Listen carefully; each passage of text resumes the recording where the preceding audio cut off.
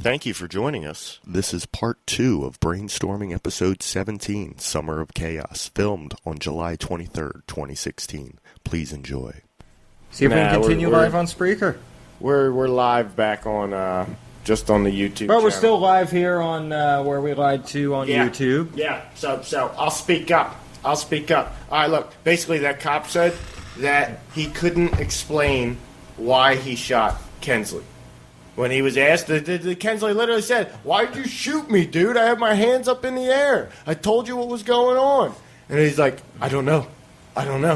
It's like there's some cops that are way too, there needs to be a test for trigger happiness in cops. How come we don't have that test? On that topic, I'm not going to stay on it for too long, but it came out this week. The Inspector General announced after the investigation into everything that happened in Oregon back in January. Yeah. He announced after that he was going to continue looking into it, and came out this week. I think they said it's 4 members of the FBI's super elite HRT team, the hostage rescue team. Uh-huh. They're like the special forces of special forces of special forces of the FBI. Uh-huh. 4 of them are could be formally indicted for lying and about the murder of Lavoy Finicum, because it came out that there was a lot more shots fired than were initially reported by the FBI and other agencies, and they could be formally indicted for lying and trying to cover up for the guy that fired the bullet through the roof that shattered the window that caused Lavoy to jump out of the truck in the first place. Yeah. It's losing relevancy, but it's still that's very important. big. If they fired into that truck before he got out, then that was cold-blooded murder. Because it also but Brian, it wouldn't be the first time. You're acting like this is like some but we have audio and video synced of this event, That's and like they trying to say still Hillary disputed Clinton this has story. been a great, honest woman up to this point in her life. Here's the best part. You know what I'm it saying? also And you're came shocked out. that she It would also think came with her out this emails. week that he was found to have I think it was 3 in the chest, 1 in the head, 1 in the back. Okay. When They initially said 3 shots were fired. If 3 why shots are you were surprised fired, that they lied? Like, that's what blows my mind, is that you're like so surprised that they lied about this, and it's like you knew from the get go because you were so entrenched in it at our Oregon that episode. They were lying about it. So why now are you so? I don't want to say worked up, because it's you have every right to kind of get worked up because about it, because you were so into the it. Inspector General of the United States, of the U.S. Justice Department, if he turns around and formally indicts these 4 FBI agents, that'll be history making, and it could start us on the right path. They're just people. That's all it'll be treated as. Is they're just 4 bad eggs, 4 bad apples. That's all they're going to be treated as. 4 bad apples, and that's not indicative of the FBI. But that could lead others to be less likely to cover up for their teammates in situations like that. But it could be argued. I'm not trying to. What do you call it? I'm not trying to discredit it whatsoever. But it could be argued that there's been plenty of other situations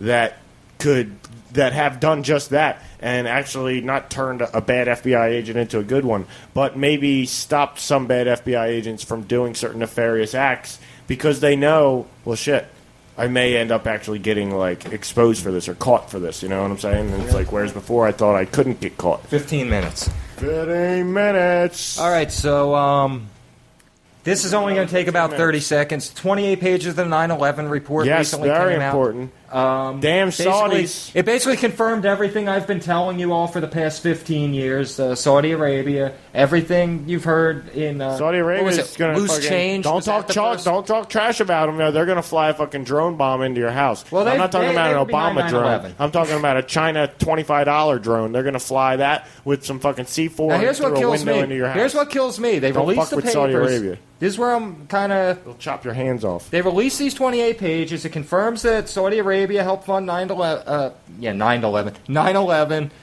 But there was still a lot in those papers that was still redacted. Yeah, there's still plenty redacted. There's but a lot of blacked out stuff there. Yeah, but literally, So for if somebody they're telling us about the Saudi involvement, what aren't they telling us? But for somebody like me and you, tell me that didn't feel good. to walk in. I walked into our local convenience store. Dude was sitting there reading the paper, had it open to, and it told me it was New York Times or something, and had it open to a page, and the headline at the top said, Saudis involved in 9/11. And I was like, see, motherfucker, see? And I had never even talked to this dude about 9/11 before, or the Saudi involvement or anything.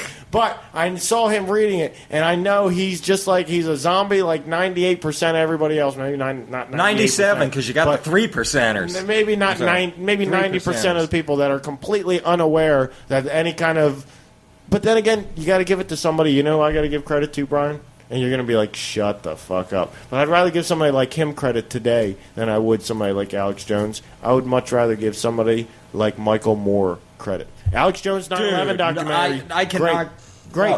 No, you know what? You know who I'll give the credit to? The kid that made Loose Change. All right, Michael Moore, first 9/11 documentary that came out. No, right. Loose Change was the first one. It was out before Fahrenheit 9/11. I think that's debatable, Brian. I think that's either debatable. way, I'd rather give credit to that kid. Here's what I'm saying is, and for my timeline, okay, it's only debatable for me maybe, because in my timeline I saw Fahrenheit 9/11 first, before I was ever woken up to anything. And that movie didn't wake me up. It's not powerful enough to really wake you up and shake you and rattle you and be like, holy shit, something's fucking wrong here. It's really not. It drops so many hints. That movie drops so many hints. It doesn't follow through on them and actually tell you really what the full connection is. But it drops so many hints and tells you basically that was my first exposure. Alex Jones's 9/11: The Road to Tyranny was a better documentary than Fahrenheit 9/11. What I'm saying is Fahrenheit 9/11 was my first exposure for somebody who wasn't awake at all. Was my first exposure to something that actually told me something different than what mainstream media told me about 9/11. And I was like, wait, what? And like it started a conversation with me going forward to talk about 9/11 just a little bit with some of my friends. I wasn't that interested, but to talk about it. And like, damn, the Saudis were involved. Do you think the Saudis might have been involved? Because like we don't hear shit about the Saudis. And when you really hear about them chopping off people's hands, it's like, shouldn't we be hearing a little bit more about the Saudis and like how we're out to stop them? Well, that's because the Saudis don't allow us to hear about the Saudis. Well, exactly. We're buddy with them. From what I've heard from various people out there in the community, like Saudis, if the Saudi ambassador or whatever is driving through Washington, D.C., and someone takes a picture of that limo, these bodyguards will get out and be like, delete that picture or smash the camera or things like that. I believe it. I don't know, man. This is basically what I was trying to say about Michael Moore. As a filmmaker, at that time, I wasn't going to stumble across any Alex Jones documentary. I wasn't even going to really stumble across Loose Change. I'll explain to you in a second how I did stumble across You got like 2 minutes. Michael Moore, when I listened to Michael Moore, basically this is what happened. I understood that there was something else that went on 9/11. It took me a couple years, and then all of a sudden after, it sparked a conversation inside me, or even a conversation starter with friends. And I started talking to friends about it, and one of my friends one day said, oh, you got to check out this movie, Loose Change. You know, my buddy just turned me on to Loose Change. Check that shit out. So I went home and watched Loose Change, and I was like, wait, what? And that's when like the key unlocked in my head to like think about I knew there was something. I can't say I knew, but without Michael Moore, I had a good feeling. I had a good feeling it was a 9/11. false flag, a very good feeling it was a false flag, but I hadn't thought about the Saudis or any of that. I just was thinking our government, you know? I was thinking like Bush, Cheney, Halliburton. Well, but then I had a guy, I was living in Willingboro, I had a guy around the block that sold bootleg DVDs, real cheap, real good quality. Mm-hmm. So I went over there every couple weeks, you know, give me a few movies, new movies that are out. And he's like, he gave me Loose Change. He's like, yo, when you get a chance, you gotta watch this. After you watch it, give it to somebody else and tell them to watch it. I'm like, what is it? He's like, oh, you know, it's just trust me, just watch it. Oh, and then I watched it, and I'm like, wow. Yeah. See, that kind of was shit mind-blowing. And then I thought back to, what was it?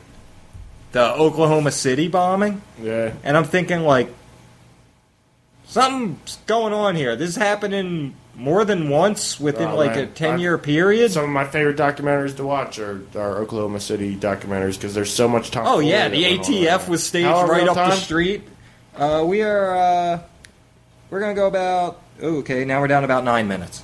9 minutes. You said 2 minutes. Yeah, 2 he's minutes, giving you yeah. 2 minutes because we still got to get on to Alex Jones and Shank Uger. Yeah, Uyghur. Ugly. Ogre. Shank Ogre. Yeah, no, I only give Michael Moore credit because he fucking was my beginning to my journey, even though it wasn't the best beginning and it took me a few years, didn't shake me enough. But I'll still give him credit because you know what? That was the first time, and I'm sure that was a movie that I'm sure came out in theaters. It may not have been widespread and in theaters for a long run, but I know it was in theaters. Fahrenheit 9/11, I remember seeing it on the shits when you drove past the movie theater, and people were able to go to see that movie in the theaters and find out that the Saudis may have been involved in 9/11. And yes, it took us another 15 years after he made that movie to find out that, or maybe another 13 or 14. But I'd still rather say it took 15 years after Loose Change came out. But this is difference of opinion. We're allowed to do that here because we're open-minded. I'm just saying you got to give Michael Moore a little credit because he put out some shit saying about Saudi And I'm Arabia. just saying we're really low on time right now. We still got to talk about Alex Jones and Shank Uger at the RNC. Maybe Michael Moore is like Bill Cooper. Ah, you see what I'm saying? Maybe. All right, Shank Ugar. Maybe he's like Bill Cooper and not really all that great. It's fucked up. That's like a shot at Bill Cooper. It's so wrong. That is wrong. I still but listen love to Bill hey, Cooper. that's a shout out to our last episode of 3 and N. You got to check that shit out. We looked Bill at Cooper, Hero or Hack. Bill Cooper and that's one of my favorite episodes to listen to. But Shank Ugar and Alex Jones. All right, this is what I saw, Brian. And you tell me where I'm wrong. Did you see the videos I sent you today? I don't think I looked at the videos you sent me. Okay, I watched both perspectives.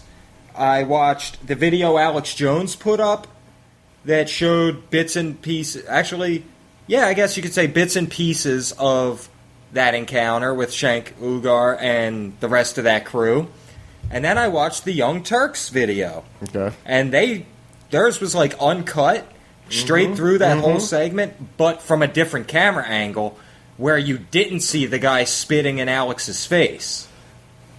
But all the audio was there. And what's crazy is the Young Turks version of the video makes the Young Turks look more shameful and hypocritical than the InfoWars video does. For those who don't know, there's debating stories onto why this happened, but Alex Jones walked up onto the Young Turks set at the RNC while they're in the middle of doing their live show and basically tried to take over their show, and the Shank Ogre got really, really pissed, got up in Alex's face, looked like he was about to swing, and whatever his name is, Rob Dorn, whatever, the guy with glasses, you see him, you can only see this on the InfoWars video, the Alex Jones channel. They had the camera angle. The Young Turks did not have the camera angle, but you can clearly see the guy spit a good amount of liquid into Alex Jones's face.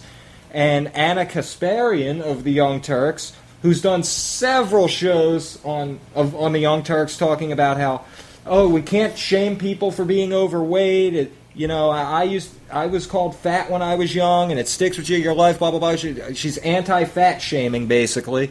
Was sitting there repeatedly on both videos, she can be heard, "Get off the stage, you fat fuck! You fat fuck! You fat fuck!" over and over again. I heard her say that once. I heard her say, "You motherfucking piece of shit." Oh yeah, she said a lot of stuff. A lot of shit. I heard her say. But how are you going to be? How are you going to be anti-shaming overweight people and then call somebody a fat fuck when that fat fuck is the same size as your fat fuck boss, Shank Uger? Because she was in a moment of anger. Even somebody who doesn't agree with saying those types of things, yes, it is hypocritical. I'm not saying it's not hypocritical, but in a moment of anger, yeah, I would probably. I actually think Shank weighs more than Alex. In that same situation, if we had a chick on it who was a part of our show, and somebody stormed onto our show, we were trying to do a live show somewhere, and somebody tried to storm onto our show, and she was like, "Miss, like you be kind to everybody," and this and that. No, because but after that person was Alex pushing their Jones luck, was escorted out, everything started to get fucking out of hand, and she started saying, "You fucking piece of shit, you fucking ugly ass motherfucker," and she's always talking about you don't call anybody ugly, everybody's beautiful. Yeah. She starts saying some shit like that. I'd be like, you know what? She gets a pass right now because that motherfucker pissed her the fuck off. After the event was calmed down and Alex Jones walked away and his crew left that area, the Young Turks are back on the air talking about it, And even Shank's like, yeah, I was a little upset, and blah, blah, he's talking a little bit of trash on Alex, but he's calm. Everybody's calmed down. She's still there talking mad trash. That motherfucker, da-da-da. No, she's not. I watched that video. Watch the Young Turks video. I did. It's on the I Young watched Turks the channel. Young Turks video right after they picked up, because that's the first video I started to watch. They did 2 videos, one right after the other. Well, watch them both. I watched the one video that was like an uninterrupted clip of immediately after the thing ended and they sat back down. No, she was and still picked pissed back and up. going off. So immediately after she's sitting they there. picked back up. She's sitting there in the chair. Oh yeah, no, she's still pissed off, but she's she's not screaming and yelling. No, she's like not screaming Anna and yelling, but she's Kasparian. still cursing out Alex Jones. That was very out of character for Anna Kasparian to be screaming and yelling. That's not out of character. If you've ever watched any of the Young Turks, and I'm not saying you should, but what I'm saying is if you ever watched any Young Turks, that's not out of character for Anna Kasparian whatsoever to be vulgar and to have strong opinions about somebody, especially if somebody has done something that is like despicable. But I just think if you're sitting on Media Row at a major political convention, you might want to be a little more toned back.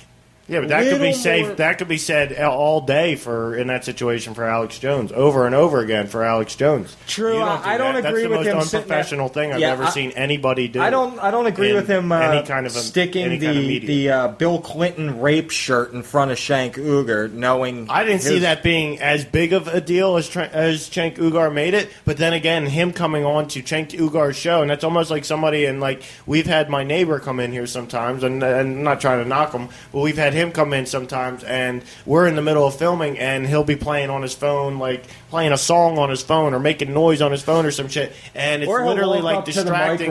Or exactly, he'll come up to the microphone and try and add some shit, and there's almost a sense of like tension. And it's not a sense of tension because he's here. He'll walk a sense in, of tension because add his 2 cents after not even hearing. Well, what exactly. We also don't know what his 2 cents is exactly going to be, and we also know he hasn't heard he hasn't been a part of the conversation for the past 25 minutes, so he doesn't really know exactly where we're at in the conversation, and he's kind of making an offhand comment that sometimes doesn't make sense in the context of what we're actually saying. Very true. It's like if somebody were to come onto our show and do that kind of same thing, well, I think we'd probably freak out as well.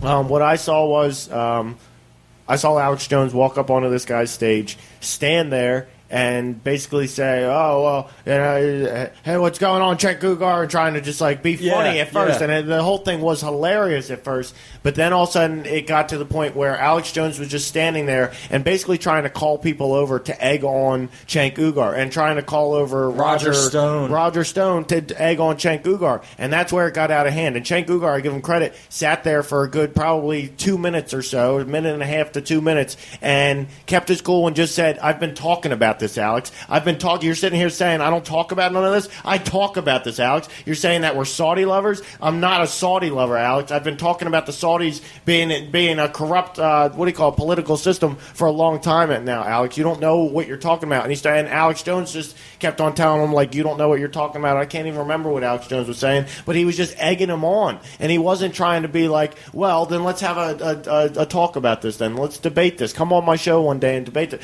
No, it was like just trying to get him more and more riled up and like trying to like aggravate him more and more. And Cenk did say some damning things to Roger Stone. Well, one thing Roger Stone said that I kind of got to give him is, well, you keep saying all these things about me, but you never ever contact me to get my point of view. You never get my word. You make up lies about me and don't let me dispute them. Things like that. So, I don't know. I think both the Young Turks crew and the InfoWars crew that were involved in that encounter were kind of both wrong. I give it way more to Alex Jones, because if it weren't for Alex Jones, none of that would have even happened or even started. But I don't think it's right to spit in his face. I do, because I would have punched him in his face if he would have continued. Where you don't spit in someone's face. Where you're on my set, you don't spit in someone's face. When you're on my set. If you're on my set causing a disturbance and almost trying to basically instigate a fight, I have every right to spit in your face, if not punch you in the face, for not leaving my set when I'm visibly upset and you're basically trying to instigate a fight live on the air on my show. Not going to happen. That's fucked up and that's wrong. That's unprofessional to a whole nother level, a whole nother extent. Do that to MSNBC or some shill station. I just got to point out, we're over an hour and still live. And the reason I thought we only had an hour was when I was streaming from... where we lied to gets 4 hours. I get as much streaming time as I want. Oh, okay. Because when I was streaming from Philly for the Black Lives Matter March a few weeks ago, it would cut out every hour. I would lose... Yeah, no. I'm pretty sure it told me we can go at 1440p for 4 hours. 1440p is higher than 1080p. Isn't that crazy? So if we had a badass camera, you could be seeing like the dimples on our faces. And as our technology improves, you'll be able to hear us better, see us better. All right, well, look, this is just basically what I wanted to say, all right? So, yeah, okay, we're not in such a rush. So, Alex Jones, I can slow down my thought a little bit. I'll say Alex Jones, yes. I'll give it to him 70-30. See, this basically, I wanted to see how the Young Turks reacted after it happened. Because they could have taken the low route. Like, they could have all been exactly how Anna Kasparian was and been kind of justified doing it. They could have all been like, you know what, fuck him. He's a fucking piece of shit. But they tried to calm themselves down and be as professional as possible, given what just happened. Maybe not Anna Kasparian as much, but if you know Anna Kasparian, she doesn't talk like Little Miss, like I'm a reporter and this and that. No, she talks like almost like a Jersey chick. It's hilarious. A lot of people fall in love with Anna Kasparian, and you think it's just her looks, but if you've ever listened to her talk, it's like, I'm not saying listen to the topics that she talks about, and she's so intellectual. No, it's more just like the way that she talks. There's something attractive about it. So it's like, but that's how she talks. That's how she always talks. So even her trashing Alex Jones right there is kind of the norm for her. Maybe she's normally at maybe like a 10 on the crazy scale, and she was at a 15, hovering at around a 15 on after that incident happened. While it was going on, she was up at an 80. Like, you fat fuck, like, you know what I'm saying? Like, all that shit, that's up at like an 80. But she calmed herself pretty much down because she didn't interrupt the conversation and wasn't being detrimental to the rest of the show because of her anger. You know what I found? The situation. I don't want to use the word amusing, but it was kind of amusing.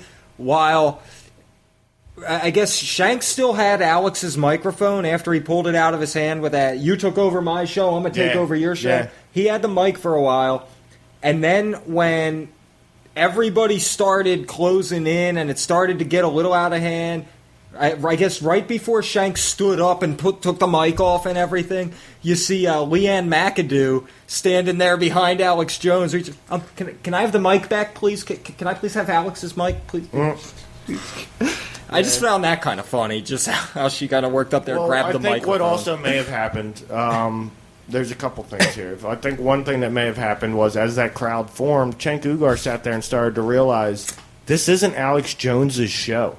We were talking about a whole nother topic, we had a conversation going. Yeah. And our show, I enjoy our show, and I enjoy putting out good content for the people and the fans. He even mentioned that in the video after the thing. Like, we do this for you guys, for the fans. And I'm not sitting here saying I'm a huge fan, but I'm somewhat a fan of Alex Jones and somewhat a fan of the Young Turks. Yeah, so to see them battle each other, it's like it kind of it doesn't hurt me because it was fun at first, but then to really think about it also as a content creator, as somebody who makes I could say the same thing during the Bill Cooper Alex Jones feud or the Mark Dice Alex Jones feud. No, but this is completely different because in my mind, look at it this way, Brian, and this is like the guy that's spitting Alex Jones's face. All right, I watched him after he told me he did that. I watched him like throughout the whole entire encounter and tried to watch and see when he spit in his face. But when I was watching him, right, this is what I saw: him sitting back, page has not really.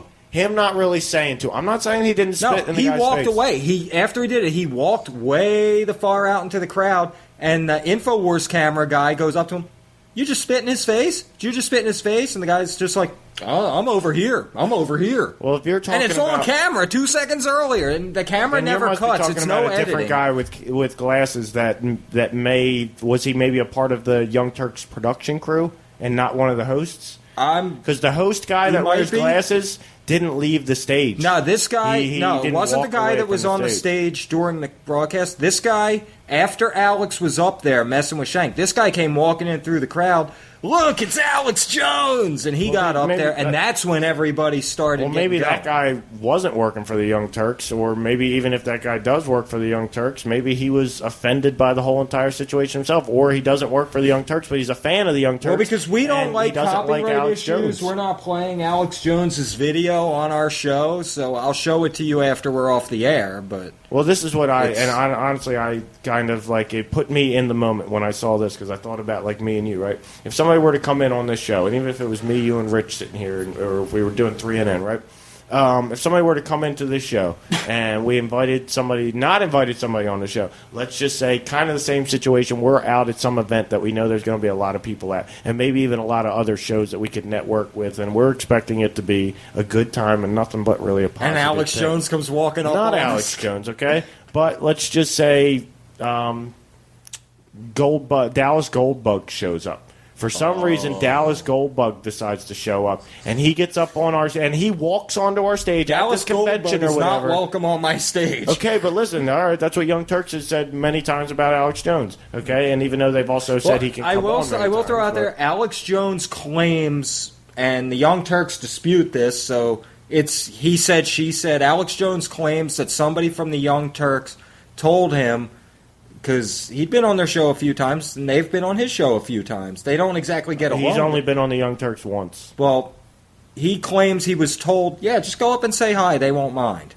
Yeah, see, I think that's complete and total bullshit, because nobody would do that during their production. Anybody who's with that production would not I say, also found "Hey, that sketchy, just considering the Young Turks were live on the air at the time. Yeah, nobody would do that. That would be like me saying, like, yeah, come in and fuck up our show. Like, no, like that would piss me off so much. Even if I like wanted somebody to do that, it would still piss me off so much. Like I couldn't allow that. But that's what I was thinking about with that situation. If we were in a convention, all right, we're doing a live show. Me, you, and Rich, we're jamming along. We're having a good time. We're about half hour, 45 minutes in. We know we're our time is winding down, but we're on such a good roll and on such a good topic. All of a sudden, Dallas Goldbug walks up, and he's like, "Hey, look at you, motherfucker! It's Rick Moranis." See, that's why he dipped off the planet, because it's a government conspiracy to turn him into a COINTEL activist. And see, that's what he is now. So Rick Moranis doesn't make movies anymore because he's a COINTEL activist that calls himself Nick Steele. I know who you are. I know who you are. Calls himself Nick Tesla. I know who you are. I know who you are. And I'm like, and there are times where Nick really does look like a young Rick Moranis. But that's what I'm saying. In that situation, Brian,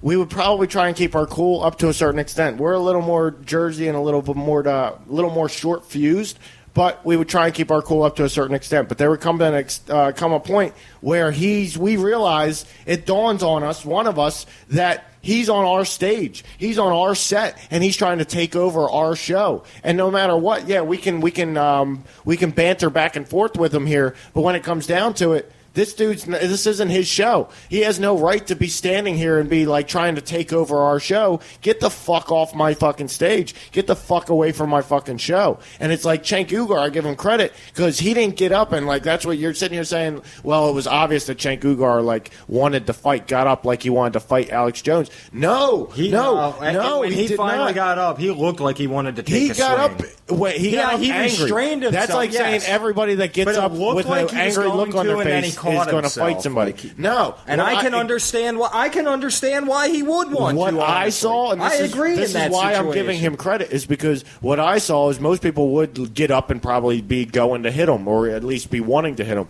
What I saw was Cenk Uygur get up upset and get up angry, but also felt like Alex Jones is hovering over him right now, and is almost like trying on his set, trying to take over his show, but two is like hovering over him while Cenk Uygur sits there kind of like the little boy being looked down on by Alex Jones, who thinks he's like some big bad wolf or some shit, who's come in and stormed on his show. So Cenk Uygur said, you know what, finally had enough, and was like, you know what? This motherfucker's not walking away. He's going to continue to try and do shit. He's pulling out this Clinton shirt, this Clinton rape shirt, which he might believe, or Cenk Uygur might believe is bullshit. I might kind of disagree with him there.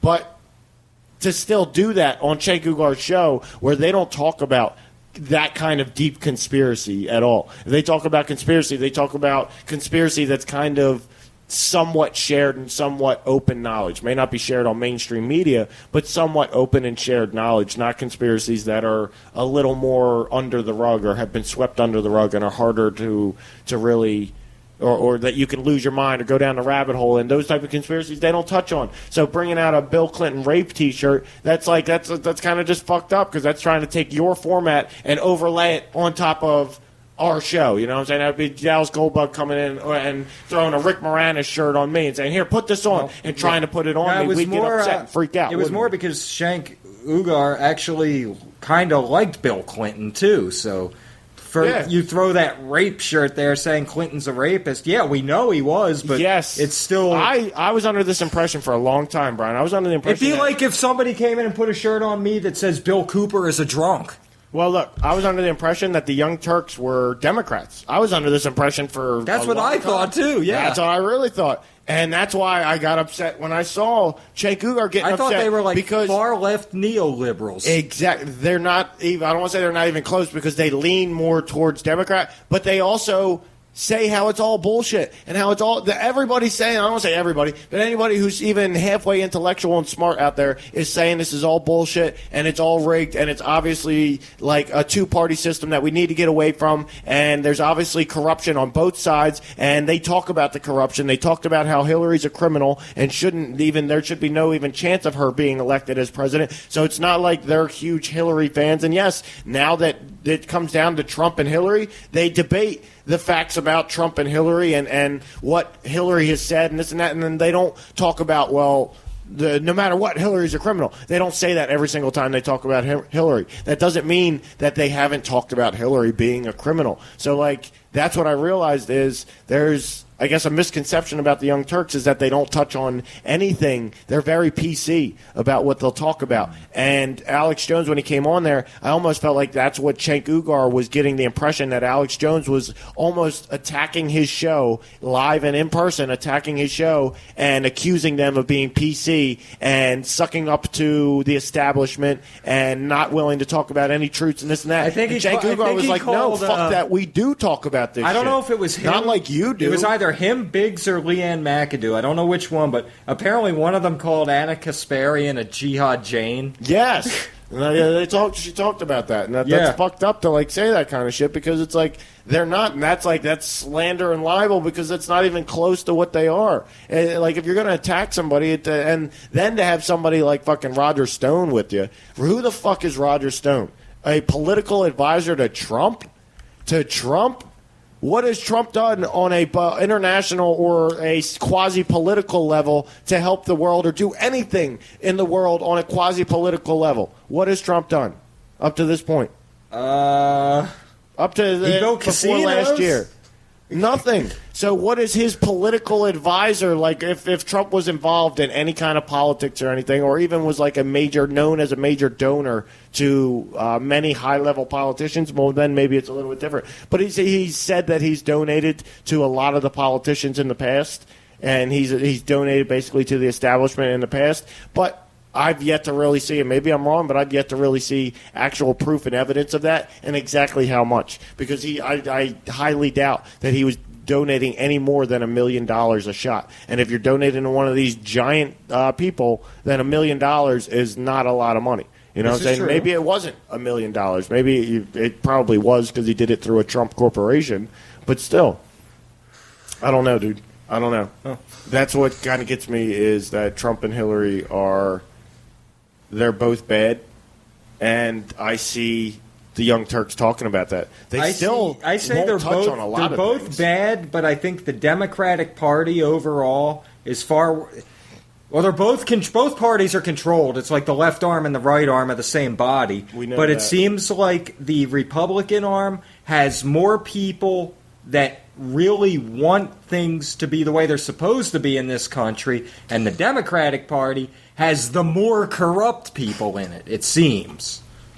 I think it just seems that way right now, but I think it's... Well, naturalnews.com reports mass exposure to neurodevelopmental poisons giving rise to generation of young Democrat voters who can't think critically about anything. That's true, but I think there's also I don't say as many young, but there's many Republican voters out there who can't really think about anything or who can't do any critical thinking. You know what I'm saying? It's on both sides. Like, just like you're saying, it's both hands of the same body. You know what I'm saying? Or two fingers on the same hand. It's the same thing, man. Like, both you'll find that on both sides. Yes, I do see it with what I see, and that's why I want to bring on Milo Yiannopoulos, is because I see with this whole PC movement that's going on, and that you can't offend certain people and you can't say certain things. Well, we pride ourselves, especially in this country, on our ability to understand comedy. And comedy allows you to bust on somebody and to make fun of somebody. And there's something called parody. And you're allowed to even make fun of copyrighted content if it's a parody, because we understand that parody is important in this country. And it's important, just like I understand, and I'm not patting myself on the back, but I'd like to do it every now and then, or every show once, right? But I understand levity is important, and we have to understand that we're killing comedy. And when we kill comedy, where are we going to be? You know what I'm saying? Is comedy going to resurrect as Ow My Balls, and that's all comedy is? You know what I'm saying? Think about it, Brian. I don't think. But here's the thing with Ow My Balls. I don't know that was meant to be a comedy show. That's a comedy. I think it was just meant to be a show, because the people hitting the balls. Think about it. In Idiocracy, the people were so dumb. That could be a normal show. That could be our every show, but the news is comedy. What's like a normal show today? I don't know. I don't watch sheeple shows like. I guess The Walking Dead, you could say, Game of Thrones, things like that. I don't know. That in the future, that could be Ow My Balls, because the intelligence level has dropped that far in that movie. They wouldn't understand a show like The Walking Dead or Game of Thrones. Well, here's also the thing. Our intelligence level will continue to decline, especially in this country, okay? Oh, yeah. But Common Core education at its best. Well, here's my thing, Brian. Computer advancement, Moore's Law. Computers are just getting better every year, better and better, by leaps and bounds every year. Yes. Right now, artificial intelligence is on literally the horizon. We're seeing the sunrise of artificial intelligence. Will humanity live to see the sunset of artificial intelligence, or will humanity face its sunset before artificial intelligence even reaches noon? You know. I don't know. Interesting question. It is an interesting question. But the only way to answer that is to determine whether artificial intelligence is going to go the way of Terminator or... Well, more and more we let computers think for us, and we're even more and more... Well, yeah, look at Jade Helm. It was run by an AI software. Well, look at something like Pokemon Go. Pokemon Go is basically turning people... is basically taking where your brain used to think about play, and especially even if you're playing a video game at home, you had to process all the information. Now all of a sudden, it's like your brain, the sense of play is being ported into. You're so focused on the screen, you don't really know what's going on around you, and that's your sense of play. You literally don't watching the world around you. That's around you on a little screen, and your play is digitized now. And it's like here's how bad it's gotten. Okay, here's how bad it's gotten. That made no sense, did it? No, not really. But I know someone that works at the Boys and Girls Club up in Mercer County, right? Me too. I know somebody too. Yeah, okay, we know the same guy. I know. Oh, okay, yeah. Cool. Okay, well, he's telling me that... his Black Life Matters. Yes. Well, you're saying others don't?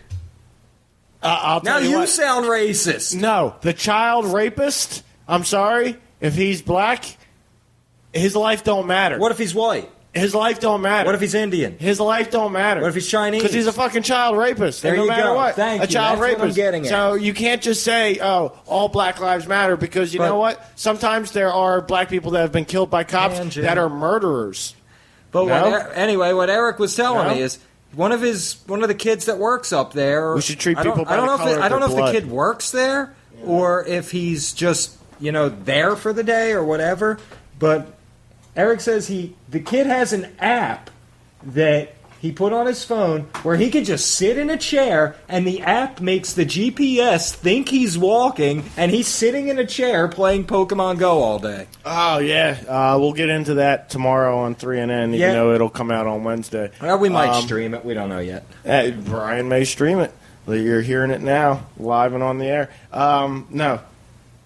We'll touch on that tomorrow, Brian. We've got some great Pokemon tomorrow stuff to on get into. 3NN, we're doing the Pokemon Go totally, completely exposed. This isn't going to be like a little 5-minute YouTube clip. This is going to be in-depth. Or just Pokepocalypse. Pokepocalypse. It is Pokepocalypse. Of course, Brian. And you never... Hashtag copyright, trademark, Pokepocalypse 3NN podcast. Registered trademark. Brainstorming podcast, where we lied to. Registered, trademarked, up your ass, around the corner. Speaking of Pokemon, milk, lemonade. We last week in Philadelphia, or was it the week before? My days are running It together. was last Friday. Last Friday in Philadelphia, there was a Pokemon Go rally thing at the park, and Nick got some good interviews. I and did. They're going to be uploaded to the channel eventually. They have transferred from the camera to the computer. I now have software on the computer to edit that shit. Let's see. We interviewed. Let's see. Who was it? There was a gentleman who does not play Pokemon Go. We talked to him about it. He had a cool beard. Who was that? You got the 3 kids that were like in love and obsessed with Pokemon Go. Yeah, they were kind of zombied out, but you know what? More power to them. They were friendly. And did you say there was another one at some point you got? I tried to interview a squirrel. He wasn't having it. I tried to interview a dog. I don't think the owner was having it. I did get a couple other people. I'm pretty sure we got a couple other people on the street.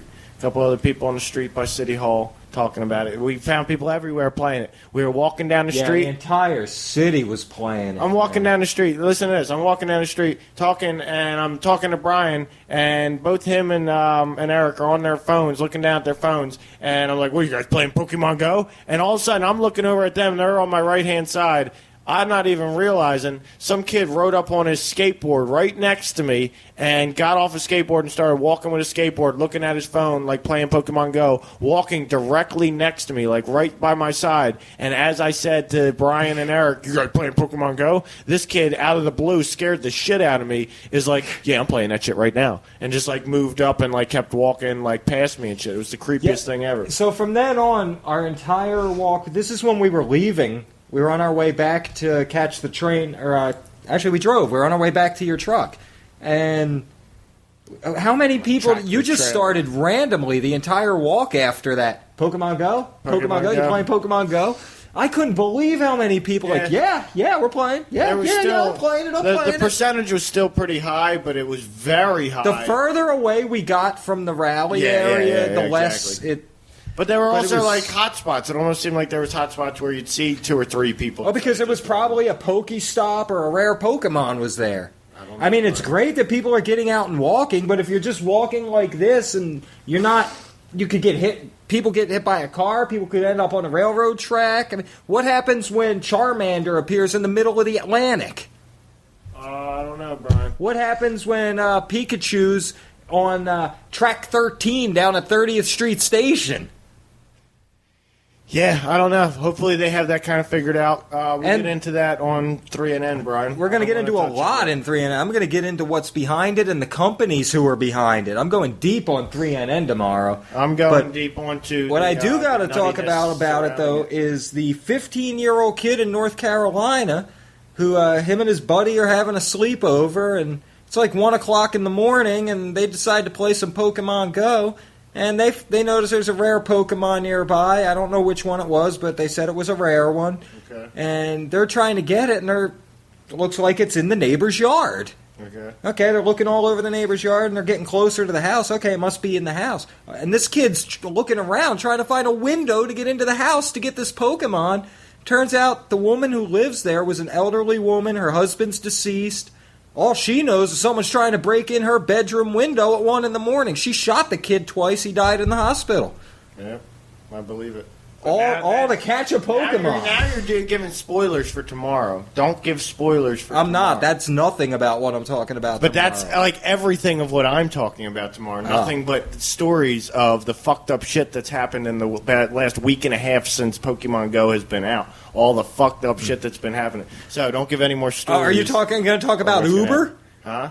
No, stop. Do you know about Uber? No, I don't want to get into it, but I'm sure it'll be part of my list. Just if anybody uses Uber, you have the Uber app on your phone. If you're a Pokemon Go player, just take one of those Uber Pokemon Go rides. I'm serious, they exist. Yes, they do. I'll tell you more about that tomorrow. Yes, they do. And that's where we're at in this country. We're at the point where people are paying Uber to catch Pokemon. Yeah, that's where we're at, but I don't know. And here's the thing, they're so obsessed looking down at their Pokemon that they don't know that the Turkish military tried to overthrow the government. They don't know about people getting shot in Germany and Dallas and They know about Nice a little bit. And They know about a little bit. They just don't care that much because Pokemon Go is entertaining, and that stuff is depressing. And you know what? They're already living somewhat of a depressing life deep down inside, and they don't want to have to admit it to themselves. So you know, Pokemon Go is a nice escape from that depressing inside. I'm telling you, that's what it is, Brian. It's not that they're just willfully, a lot of them are willfully, but it's more of that it's finally an outlet where they don't have to sit on the couch. Goodbye.